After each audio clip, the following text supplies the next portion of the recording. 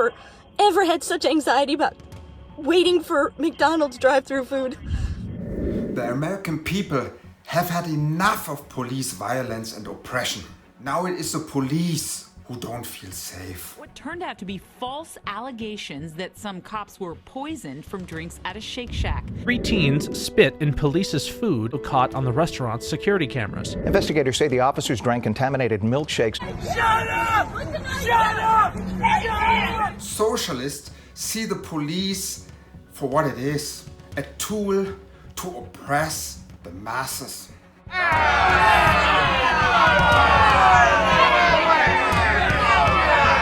Many are now demanding departments be defunded, dismantled, or outright abolished. I have to be sack famous, bro! Are you holding it together, man? You decided to smirk! Harassment of the poor and the working class.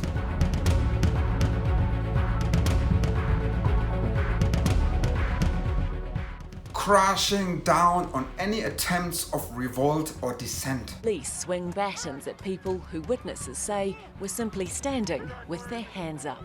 Protecting the assets, the properties, and the interests of the ruling elites. Containing rubber pellets to scatter largely peaceful demonstrators. Their actions cleared the way for the president to cross Lafayette Square Park. It was the Western imperialists, colonialists, capitalists really, who thought it a good idea to have an army of police officers patrolling the street. The police actually doesn't fight crime if you think about it. The ruling elites decide what part of society has to change and then gives orders. Police execute those orders. You could say, therefore, that crime is invented. You see this, for example, in racial or economic profiling. A certain group of people is targeted, permanently harassed, coerced, fined, even jailed. We're no longer incarcerating the individual, but we're incarcerating whole social groups. It is in the interest of American capitalism, in the stability of the social order, that the president ought to call for law and order.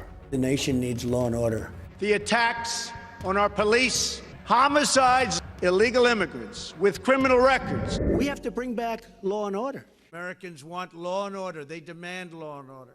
Unfortunately, the president and his cronies are opposed by a powerful socialist movement. The left, the so-called Democrats, the leftist media, woke Hollywood, organizations such as AntiFa or Black Lives Matter, all paddle toward the idea of abolishing the police. Why?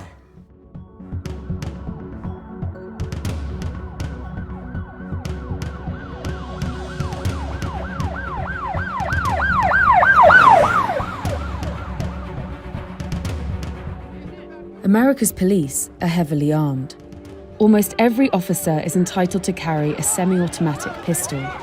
Some 1,600 American cities, suburbs, and even small towns have now seen protests. In the face of centuries of oppression. That's because blacks commit homicide at 8 times the rate of whites and Hispanics combined. Blacks commit over 50% of all violent crime, though they're 15% of the population. So what about facts?